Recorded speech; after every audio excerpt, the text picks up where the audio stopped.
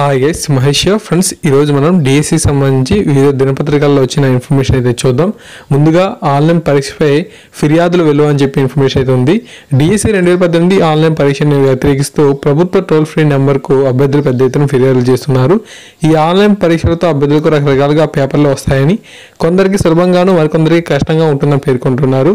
దీంతో ఆన్లైన్ పరీక్షను రద్దు చేసి ఆఫ్లైన్లోనే పరీక్షను పెట్టాలని చెప్పి 1800-425-4440కి మనకు కాల్స్ అనేవి వెళ్ళడం అయితే జరుగుతుంది.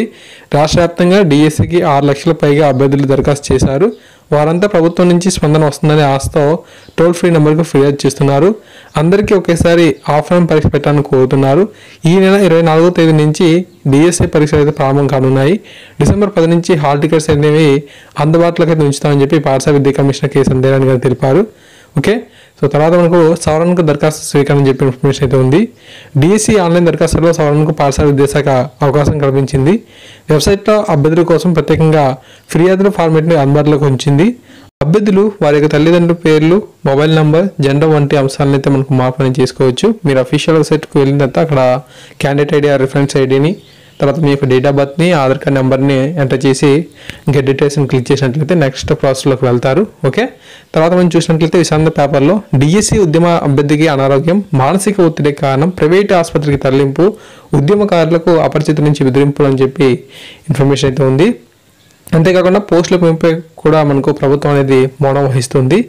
జంబో డిఎస్సి కోసం ఉద్యమిస్తున్న బృందంలో ఓ అభ్యర్థి అస్వస్థతకు గురయ్యారు.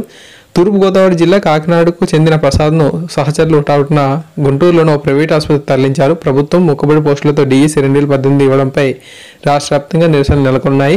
జిల్లాల వ్యాప్తంగా అభ్యర్థులు వివిధ రూపాల్లో మనకు ఆందోళన వ్యక్తం చేస్తున్నారు. జంబో డిఎస్సి కోసం తూర్పుగోదావరి జిల్లాకు చెందిన 4 యువకులు బృందం నాయకత్వంగా ఏర్పడి ఉద్యమ బాట వేసింది. వారంతా సోషల్ మీడియా ద్వారా జిల్లాల వారీగా అభ్యర్థులను చైతన్యవంతం చేసి జంబో డిఎస్సి దిశగా ప్రభుత్వంపై ఒత్తిడి పెంచుతున్నారు. అతి తక్కువ పోస్టులతో డిఎస్సి ప్రకటనపై అభ్యర్థులు చెందుతున్నారు. కేటగిరీలో సబ్జెక్టు వారీగా అందరికీ అన్యాయం తలెత్తింది. ఒకవైపు ఉద్యమం, మరోవైపు న్యాయ పోరాటంతో వారంతా ఉద్యమానికి సిద్ధమయ్యారు. ఈ బృందంలో కీలకంగా ఉన్న ప్రసాద్ అనే అభ్యర్థి అనారోగ్యానికి గురైనట్లు అతని మిత్రులు తెలిపారు. ఉద్యమ రీత్యా 2 వారాల నుంచి ఆయన భోజనం సరిగా మనకు తీసుకోవట్లేదని పేర్కొంటున్నారు. జంబో డిఎస్సి ఉద్యమం కీలకంగా ఉన్న దశలో ఆయన అనారోగ్యానికి గురవడం చర్చనీయాంశంగా మారింది. ఉద్యమకారులకు కొందరు అపరిచితులు ఫోన్ చేస్తూ బెదిరింపులకు పాల్పడుతున్నట్లుగా మనకు తెలిసింది. మీరు జంబో డిఎస్సి ఉద్యమాన్ని విడనాడాలని, లేకుంటే ఉద్యోగాలు ఎలా వస్తాయో చూస్తామంటూ బెదిరిస్తున్నట్లుగా సమాచారం. వాటిని అభ్యర్థులు ఎవరు పరిగణలోకి తీసుకోవద్దని ఉద్యమకారులు సూచిస్తున్నారు. సమైక్యంగా ఉద్యమించి ప్రభుత్వానికి గుణపాఠం చెబుదామని హెచ్చరిస్తున్నారు. పోస్టుల పెంపై కూడా మనకు ప్రభుత్వం అనేది మౌనంగా ఉండడంపై ఇన్ఫర్మేషన్ అయితే ఉంది. రాష్ట్రంలో ఖాళీగా ఉన్న 23,000 ఉపాధ్యాయ పోస్టుల ప్రకటన ఇవ్వడంపై ప్రభుత్వం మౌనంగా ఉంది. అభ్యర్థుల పోస్టులు పెంచాలంటూ ఉద్యమిస్తున్నప్పటికీ కూడాను అధికారులు స్పందించట్లేదు. ఎన్ని ఆటంకాలు ఎదురైనా అతి తక్కువ పోస్టులతో డిఎస్సి నిర్వహించాలని లక్ష్యంతో సర్కార్ అయితే ఉంది. దీంతో హడావుడిగా పరీక్ష నిర్వహణకు సిద్ధమవడంతో సర్వత్రా నిరసనలు అయితే వ్యక్తమవుతున్నాయి. ప్రభుత్వం తక్షణమే స్పందించి జంబో డిఎస్సి ఇవ్వాలని డిమాండ్ అయితే చేస్తున్నారు. సో ఫ్రెండ్స్, ఈ విధంగా ఈ యొక్క డిఎస్సి కోసం ఎవరైతే మనకు అంటే మెగా డిఎస్సి కోసం ఎవరైతే ఉద్యమిస్తున్నారో సో వారికి బెదిరింపు కాల్స్ అయితే వెళ్ళడం జరుగుతుంది. ఓకే, సో తూర్పుగోదావరిలో మనకు ప్రసాద్ అనే అభ్యర్థి కూడా మన యొక్క నాయకులుగా ఉంటున్నారన్నమాట.